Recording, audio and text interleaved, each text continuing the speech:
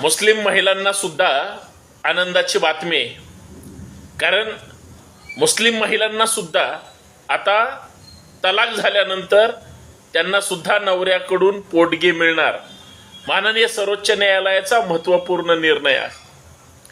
म्हणजे स्त्री कुठल्याही जातीची असो किंवा धर्माची असो, कायद्याने प्रत्येक महिलेला हे संरक्षण दिलंय आणि समाजामध्ये तिचाही तेवढाच जगण्याचा हक्क आहे आणि तिला तो अधिकार आपल्या भारतीय संविधानाने मिळवून दिलाय.